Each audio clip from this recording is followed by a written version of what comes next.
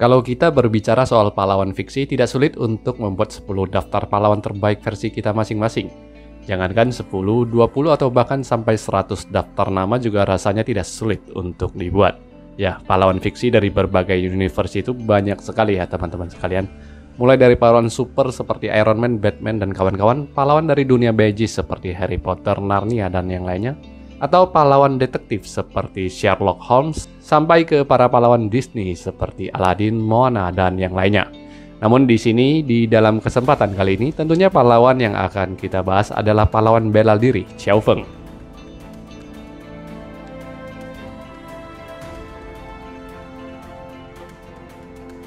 Konsep kepahlawanan tidak dapat dipisahkan dengan literasi usia. Usia sendiri terdiri dari dua kata, Wu yang berarti bela diri atau kemiliteran, dan Xia yang berarti pahlawan ataupun pendekar. Meskipun usia merujuk kepada genre, cerita-cerita tentang Xia ataupun kepahlawanan telah dimulai di Cina sejak lebih dari 2000 tahun yang lalu. Pahlawan-pahlawan dalam dunia wuxia biasanya memiliki atribut kualitas seperti kebajikan, keadilan, loyalitas, kebenaran, dan lain-lain sebagainya. Salah satu contoh sempurna dari the true hero dalam dunia wuxia bisa kita lihat dari karakter Xiao Feng yang tertuang dalam kisah Demigods and Semi-Devil.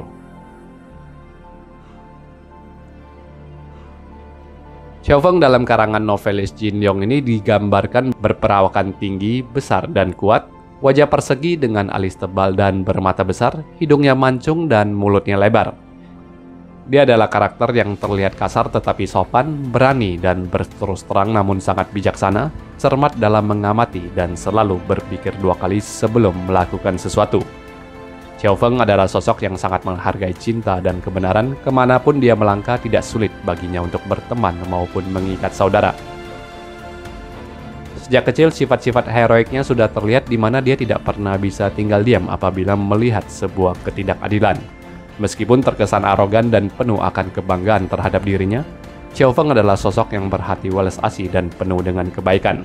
Dia juga merupakan sosok yang setia, di mana di sepanjang hidupnya dia hanya mencintai satu orang wanita saja dan tidak pernah memberikan hatinya kepada wanita lain. Oleh orang-orang dunia persilatan di masa itu, dia dijuluki dengan panggilan Pei Xiao Feng ataupun Xiao Feng Utara. Panggilan ini menyetarakan namanya dengan Murong Fu yang dijuluki dengan Nan Murong ataupun Murong Selatan. Hanya ada dua grades pada masa ini, yaitu Xiao Feng dan juga Murong Fu. Dijuluki sebagai Xiao Feng Utara karena dia memang aktif di bagian utara dataran tengah di sepanjang sepak terjangnya. Selain ilmu silatnya yang tinggi dan kemampuan bertempurnya yang sangat ekstrim, Xiao Feng juga sangat gemar meminum anggur.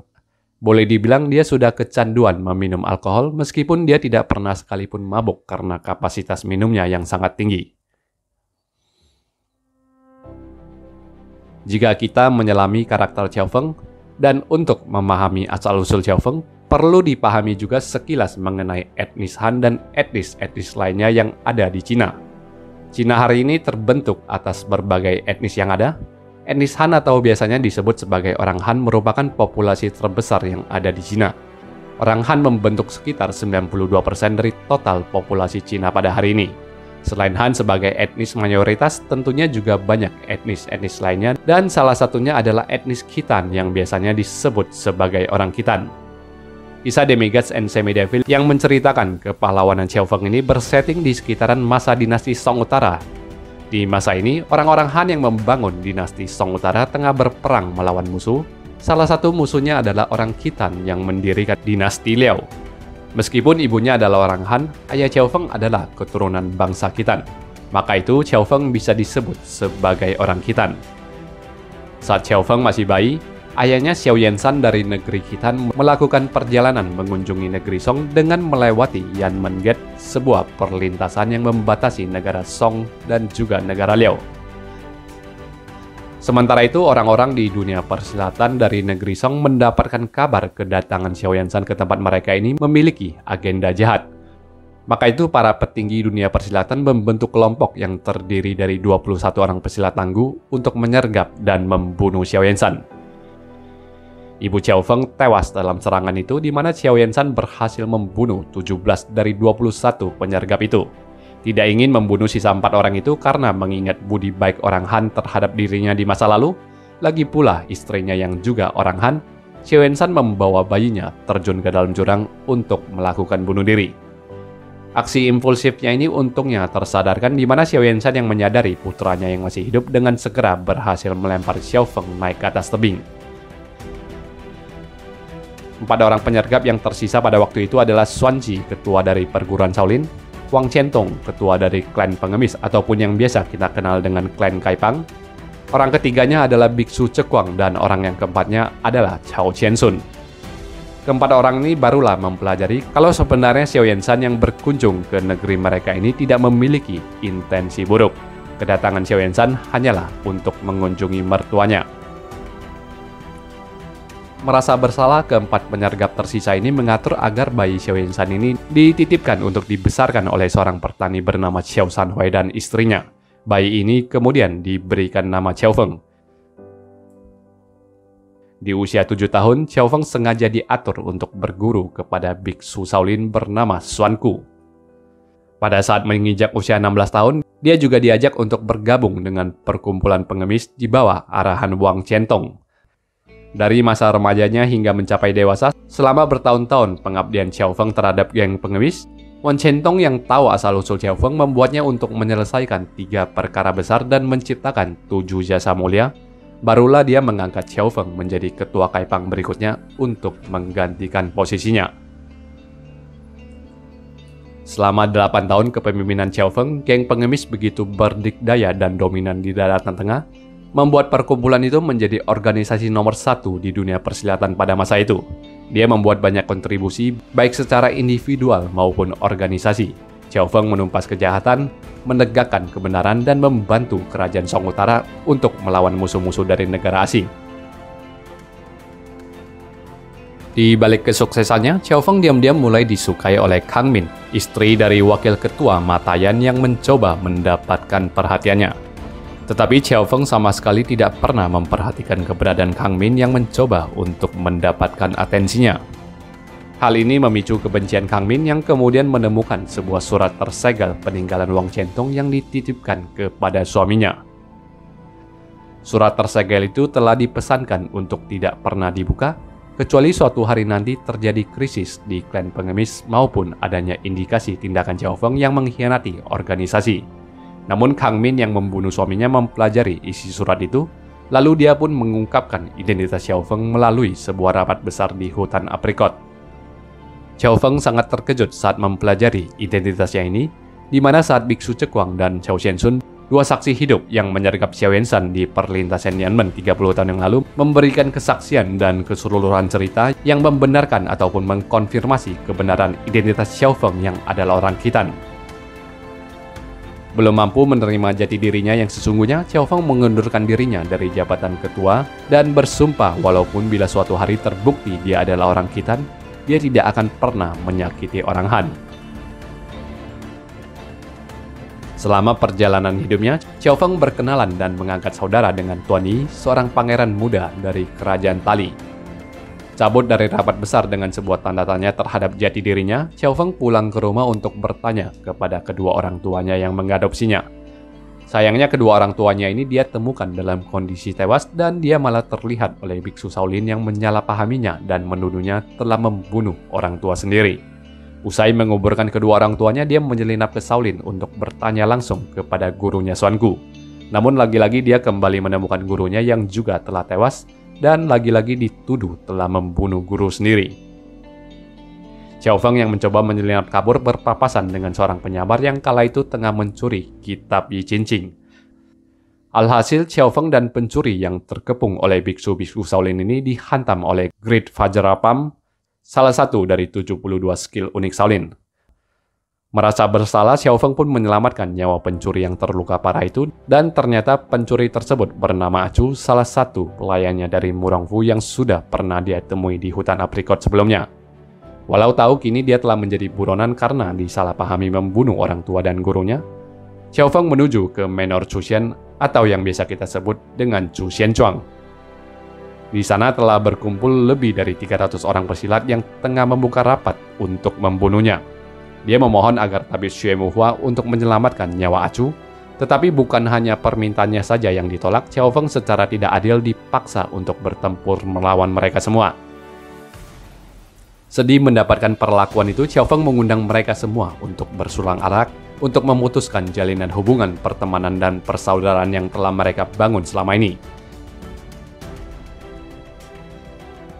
Dengan beringas dan brutal, Xiao Feng pun bertarung habis-habisan dengan lebih dari 300 orang itu dan membunuh banyak dari mereka. Dalam upayanya melindungi Acu, dia mulai terluka di sana-sini dan pada akhirnya diselamatkan oleh sesosok misterius yang membawanya pergi dari sana. Pulih dari lukanya, Xiao Feng menuju ke perlintasan Yanmen untuk melihat ukiran tulisan di tebing yang ditinggalkan oleh ayahnya 30 tahun yang lalu. Sayangnya tulisan itu telah dihapus, di mana dia malah bertemu dengan Acu yang telah menunggunya selama 5 hari dan 5 malam di sana. Getar-getir asmara pun menyelimuti mereka yang saling mengungkapkan perasaan. Xiao Feng berjanji setelah dia berhasil membalaskan dendamnya kepada pemimpin yang melakukan penyergapan terhadap ayahnya, maka dia akan mengasingkan dirinya dari dunia persilatan bersama Acu. Mereka bisa hidup bahagia berdua dengan menggembala sapi dan domba. Xiao Feng kemudian pergi menemui biksu Zekuang untuk mengkonfirmasi identitasnya sekali lagi. Kali ini dia sudah benar-benar bisa menerima jati dirinya sebagai orang Khitan, sehingga dia pun memutuskan untuk menggunakan marga ayahnya, yaitu marga Xiao. Dia pun mulai dikenal sebagai Xiao Feng. Demi menyelidiki siapa orang yang telah menginisiasi untuk menyerang ayahnya 30 tahun yang lalu, dan karena tidak tahu siapa identitas sosok ketua yang memimpin penyergapan terhadap ayahnya ini, Xiao Feng yang berasumsi Kang Min tahu akan hal ini mencoba untuk mengorek informasi dari Kang Min dengan sebuah trik penyamaran yang dimainkan oleh Acu. Tetapi yang tidak mereka ketahui, Kang Min sebenarnya juga tidak tahu siapa sosok pemimpin itu. Sayangnya lagi, Kang Min melihat trik yang dimainkan oleh Xiao Feng dan Acu ini. Maka itu Kang Min yang licik memperdayai balik mereka berdua yang mencoba memperdayai dia. Dia memberikan informasi palsu bahwa sosok pemimpin itu adalah Tuan Cheng Chun, padahal Tuan Cheng Chun bukanlah orangnya, dan Kang Min hanya memanfaatkan Xiao Feng untuk membalaskan dendamnya terhadap Tuan Cheng Chun. Termakan oleh siasat Kang Min, Xiao Feng dan Acu pun menuju ke Danau Cermin, tempat kediaman Ruan Xingchu.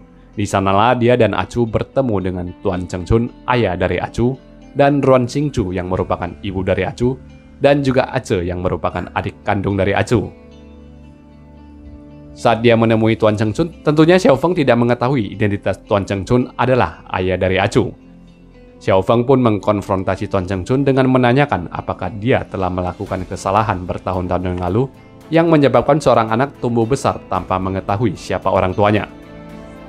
Tentu saja Tuan Cheng Chun menjawab iya dan mengungkapkan penyesalannya, karena Tuan Cheng Chun secara keliru berpikir bahwa Xiao Feng mengacu kepada kebiasaan berselingkuhnya di masa lalu, di mana dari perselingkuhannya di masa lalu, dia banyak memiliki anak di luar pernikahan dengan beberapa gundiknya. Sementara Xiao Feng yang ingin membalaskan dendam mengundang Tuan Cheng Chun untuk menemuinya di tengah malam nanti, Acu secara diam-diam telah mempelajari kalau Tuan Cheng Chun adalah ayahnya. Tidak ingin ayahnya dibunuh oleh lelaki yang dia cintai, serta mengkhawatirkan Xiao Feng yang bisa menyulut permusuhan dengan keluarga kerajaan Tali yang terkenal dengan ilmu Liu Mai Shen-nya yang sakti, Acu pun menyamar menjadi ayahnya sendiri untuk menemui Xiao Feng. Dalam penyamarannya, Acu membiarkan Xiao Feng untuk membunuhnya dalam satu buah serangan. Setelahnya, Xiao Feng baru menyadari sosok yang dia serang itu adalah Acu. Nasi tentunya sudah menjadi bubur. Dalam momen singkatnya yang sudah sangat sekarat, Acu memohon agar Xiao Feng mengampuni nyawa ayahnya dan berjanji untuk menjaga adiknya Ace. Xiao Feng pun merana setengah mati atas kematian Acu. Ketika Xiao Feng menceritakan tewasnya Acu di tangannya, Tuan Cheng Chun dan juga Ruan Xingchu barulah mempelajari Acu adalah putri mereka dan juga kakak bagi Ace. Tuan Cheng Chun pun membersihkan kesalahpahaman Xiao Feng terhadap dirinya, bahwa dia bukanlah sosok Big Brother yang memimpin penyergapan di perlintasan Yanmen 30 tahun yang lalu, di mana Xiao Feng pada akhirnya pun sadar bahwa dia dan Acu telah diperdayai dan dimanfaatkan oleh Kang Min. Dalam amarannya, Xiao Feng pun melabrak Kang Min, namun Ace yang juga ingin membalaskan dendam untuk kakaknya, pada akhirnya merusak wajah Kang Min yang kemudian tewas. Xiao Feng yang dikala itu kehilangan arah dalam hidupnya diikuti terus oleh Ace. Tanpa sengaja dia pun melukai Ace dan membuatnya melakukan perjalanan membawa Ace ke Gunung Changpai untuk mencari ginseng. Di sana dia bertemu dengan Wanyan Aguda, seorang pemimpin suku dari etnis Jurchen yang mengundangnya untuk tinggal bersama.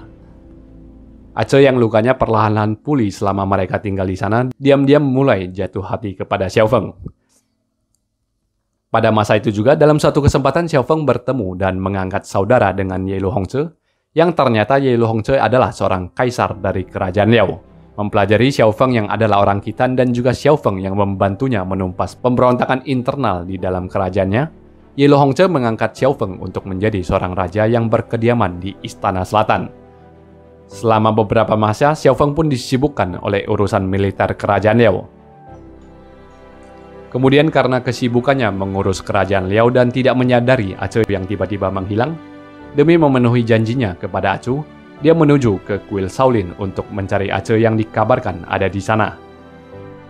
Di sanalah dia akhirnya mengetahui jati diri dari Big Brother, orang yang memimpin penyergapan 30 tahun yang lalu terhadap ayahnya adalah ketua biksu Shaolin Xuanqi.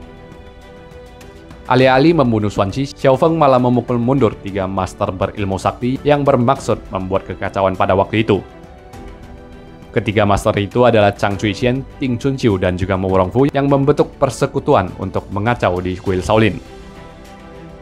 Dalam momen ini, adik angkatnya Tuan Yi yang ada di sana pun memperkenalkan Shichu kepada Xiao Feng. Ketiga orang ini pun akhirnya membentuk persaudaraan angkat dan mengalahkan ketiga pengacau tersebut. Dalam momen itu juga Xiao Yunshan pada akhirnya pun menunjukkan dirinya. Hal ini membuat Xiao Feng berbahagia atas ayahnya yang ternyata masih hidup, dan selama ini rupanya ayahnya telah mengendap-endap tinggal di dalam kuil Shaolin. Sosok misterius yang menyelamatkan dirinya dalam pertempuran di Manor Chuishan adalah ayahnya sendiri. Kejadian 30 tahun lalu pun diungkap, di mana dalang sesungguhnya yang memperdayai Big Brother dan para penyergap untuk menyerang Xiao Yunshan 30 tahun lalu adalah Mu Rongbu, ayah dari Mu Rongfu.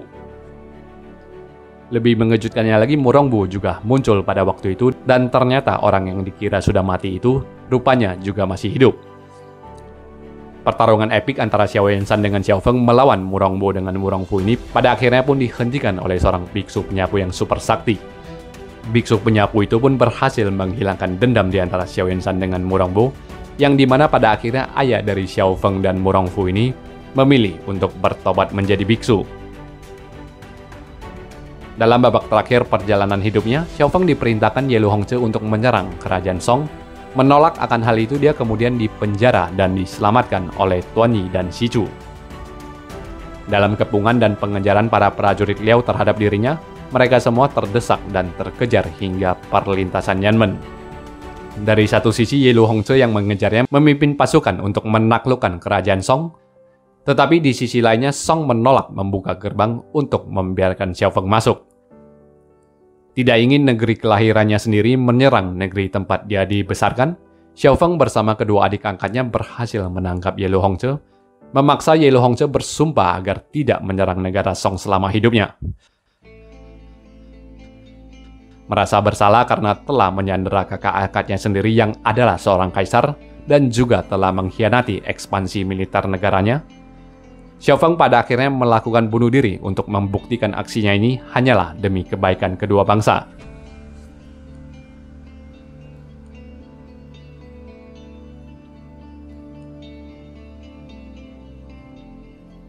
Akhir yang tragis dari perjalanan hidup Xiao Feng ini cukup banyak disayangkan oleh para penikmat cerita yang menyayangkan pilihan bunuh diri yang dilakukan oleh Xiao Feng. Apakah tragedi memang adalah jalan satu-satunya? Ini adalah pertanyaan yang paling sering diajukan ketika membedah karakter Xiao Feng. Kenapa Xiao Feng harus melakukan bunuh diri? Bukankah tujuannya untuk mencegah perang telah tercapai?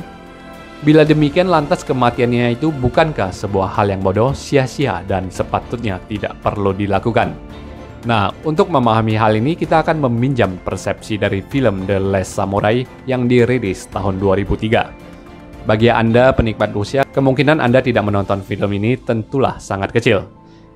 Dalam film The Last Samurai, Katsumoto yang diperankan Ken Watanabe merupakan seorang samurai terakhir yang bisa dibilang memiliki kesamaan dengan Xiao Feng dalam memperjuangkan apa yang dia yakini benar.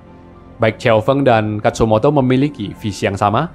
Xiao Feng mengingatkan kaisar akan konsekuensi sebuah peperangan. Di film The Last Samurai, Katsumoto mengingatkan kaisar akan bahayanya modernisasi jika melupakan kultur dan tradisi mereka sendiri. Keduanya sama-sama menantang kaisar dan memberikan perlawanan sengit, sementara Xiao Feng berhasil menyandera dan memaksa kaisar bersumpah. Perjuangan Katsumoto kandas di medan perang, namun dia telah memberikan perlawanan secara menyeluruh dan melakukan aksi seppuku atau aksi bunuh diri ala Jepang sehingga kaisar pun akhirnya paham dengan maksud dari Katsumoto. Apa yang dilakukan Katsumoto sungguh elegan karena dia mengorbankan nyawanya dan nyawa para pasukannya untuk mencapai sebuah tujuan yang dia yakini benar. Karena melawan kaisar, Katsumoto juga telah menebus kehormatannya itu di tengah medan perang dengan melakukan seppuku. Sedangkan apa yang terjadi kepada Xiao Feng adalah yang sebaliknya. Dia berhasil mencapai tujuannya terlebih dahulu sehingga dia pun kehilangan kehormatannya karena telah menantang kaisar. Nah, dengan hanya bunuh dirilah tentunya Xiao Feng barulah bisa memulihkan kembali integritas dan martabatnya itu. Bagian dari kehormatan tersebut tentunya bukan satu-satunya aspek yang dipertimbangkan Jin Yong saat menuliskan kematian Xiao Feng. Jin Yong juga melihatnya dari sisi takdir dan filosofi Buddhisme yang dia sematkan sebagai tema ceritanya dalam menulis Demigods and Semi-Devil. Dalam sebuah wawancaranya terkait hal ini, Jin Yong pernah menyatakan bahwa kematian Xiao Feng itu adalah sesuatu yang telah dibawa sejak lahir. Karena Xiao Feng dilahirkan sebagai orang Khitan dan dibesarkan di negeri Song, memang sudah takdirnya untuk mencapai ending seperti itu. Konflik berkepanjangan antara Song dan juga Liao adalah indikasi jelas kalau Xiao Feng tidak akan mendapatkan hasil yang lebih baik jika dia tidak melakukan bunuh diri. Hanya dengan bunuh diri sajalah, Xiao Feng dapat menebus kehormatannya dan mati sebagai seorang pahlawan.